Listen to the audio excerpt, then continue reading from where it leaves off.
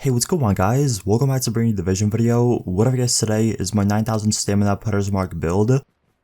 Now first of all, the main reason why I do have this much stamina on my build is because of the damage bonus you get to your bleed. If you guys didn't know, if you have over 9000 stamina, you get an additional 120% bleed damage to your build, which is pretty insane. It can really make a difference in PvP and PvE, especially in PvP. Whenever you're fighting multiple people at once, it can really help you out, and it can be a case of, living or dying, because the bleed effect can really help you out doing damage and, killing the enemies a little bit quicker. So I wanted to test out this build and this gear set. I really haven't got the chance to do it.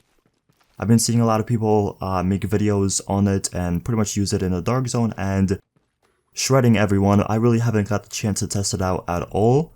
I'm mainly a solo player, at least on the PTS, so I've been using like Nomad, Banshee, Tacticians, stuff like that, so I really haven't got the chance to use this at all. But for the past couple of days, I think like 2 or 3 days, I made a build with it. I was testing it out, and I wanted to make a video on it, giving you guys my honest opinions, how I feel about this gear set, and stuff like that.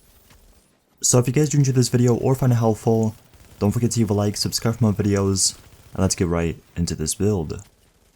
Now, to be completely honest, I'm not the biggest fan of this build at all. For some reason, I find a lot of people melting with this build, melting with this gear set in general. But for me, I felt like I wasn't doing that much damage, and whenever I was doing damage, I felt like the survivability on this build wasn't there, even with 9000 stamina. As I said, this is personal preference. You might have a different opinion on it, but overall, it's a great gear set, it's a great build. I feel like it's really, really strong. But in my hands, and I don't know, just with me, I guess, being solo, it's not the best choice for my scenario. So anyways, I'm going to show you guys what I've been using on this build for the past couple of days. So for my abilities, I am using a Overdose and the Immune Station. The one thing with this build I find is you don't really have a lot of electronics, so your heals and your survivability isn't really the greatest. So that is why I'm using a Overdose, just so I can get a little bit more health. As you guys can see, my heals are doing about 125, 124, so it's not the greatest amount, but it's at least something. Lastly, I am using a Immune Station, not because of the grenade spam or anything like that. I am using it so I can put it down, destroy it really quickly, and get a little bit of my health back. So that is the reason I do have it. And then for my talents, I do have Critical Save, Strike Back, Precision, and On the Move. If you guys have been watching my channel for a pretty long time, you guys know I pretty much use these talents on every single build, so that is that. Anyways, moving on to the actual build, so this is what I'm rocking with. As you guys can see, I do have 4000 firearms, 9200 stamina, and 2900 electronics.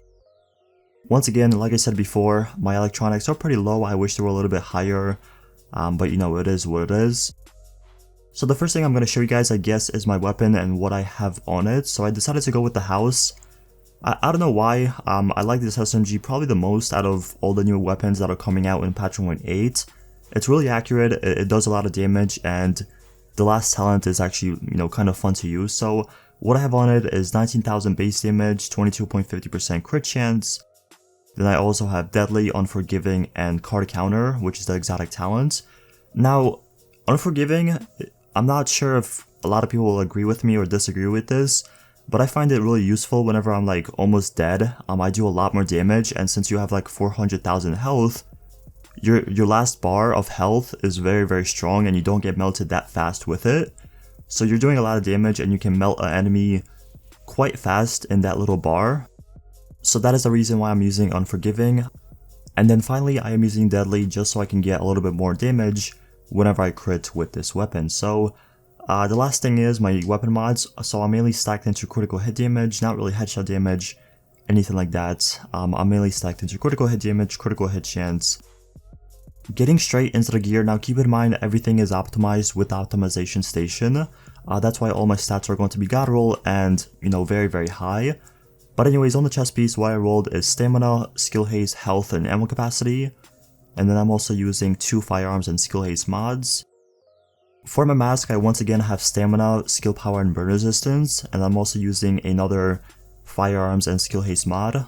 Moving down to the knee pads, we do have stamina, skill power, shock resistance, burn resistance, and disrupt resistance.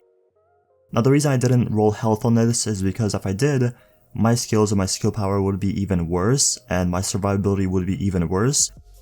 As for the mods, I'm using another firearms and skill haste mod with a first aid self heal.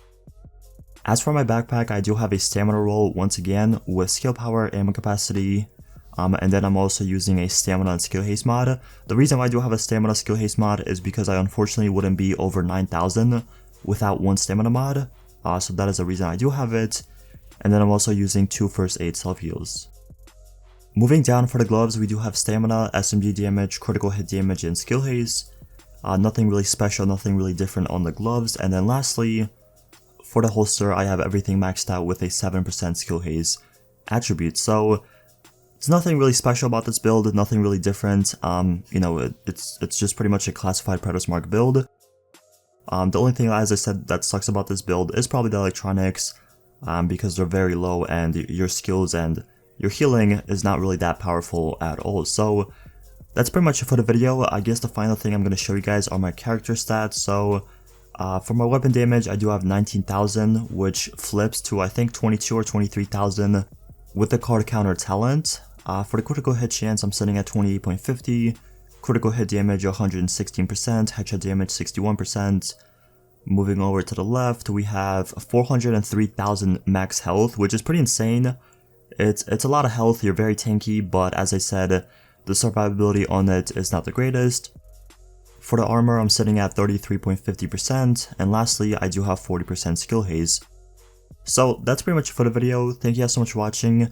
If you have any questions, feel free to ask in the comment section below. I respond to all my comments, but once again, thank you so much for watching. Don't forget to leave a like, subscribe for more videos, and I'll see you guys in the next one.